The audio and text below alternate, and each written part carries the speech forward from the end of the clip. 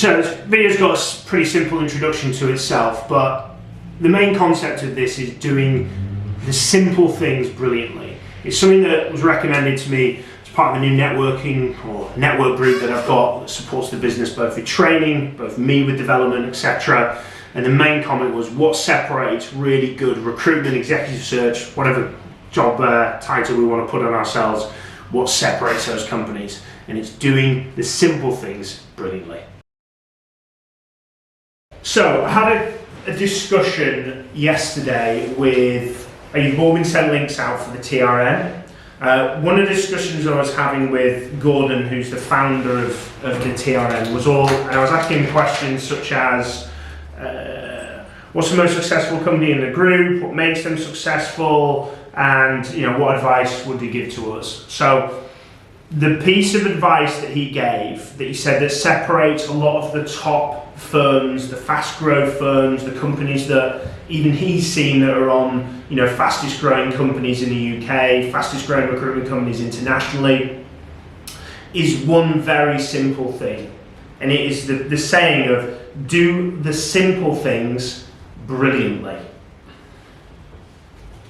So if we think about everything that we do during the course of a day, but if we put that into the perspective of everything that we do from the candidate from winning the search or initially doing BD to then get the search, to then finding a candidate, to then interviewing that candidate, submitting the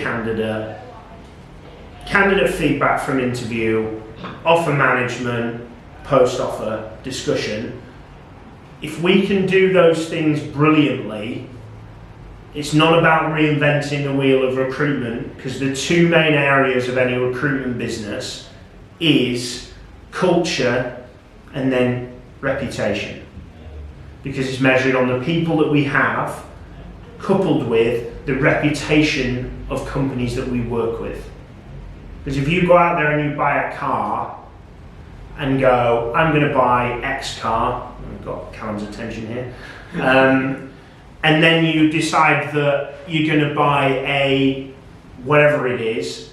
So when I was at school, Fiats were regarded as fix it again tomorrow. That was always regarded. If anybody got a Fiat, it was going to break down. Rovers were exactly the same. At 50,000, and I know because I got one, Rover 25, 50,000 miles, they broke down, making that car unreliable.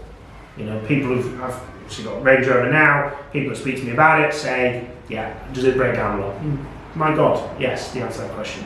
Okay, but if you think of a different car and you think of a different brand, and that is their reputation. Okay, if we think of Volvo, you immediately think of midlife, well, maybe not midlife crisis, but you immediately think of safety and just boring, and a family car. You've got 2 kids, but you know that if you crash, there'll be 40,000 airbags that all surround you and everyone will be fine. Okay? So reputation is absolutely critical. But to come back to doing the simple things brilliantly, I want you to think about, of those processes, what areas are you not doing brilliantly? And it might be that some of it is the part that you're learning at the moment, but I don't want you to focus on that element. It could just be that candidate interview. Are you rushing through it? Okay, it could be that initial BD call. Are you not using tone, pitch, putting yourself in your peak state in order to deliver?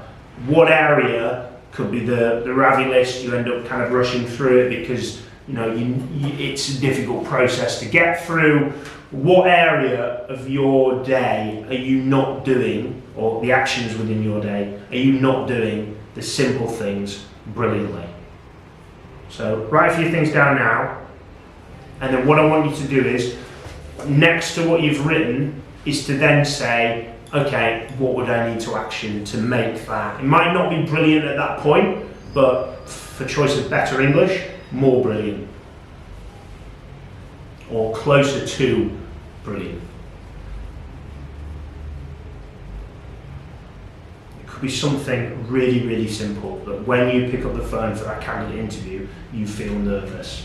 When you pick up the phone for that BD call, there is a level of nervousness, and therefore you do not just bring the energy and bring the tonality and bring that pace and excitement to that call, which separates you from everybody else.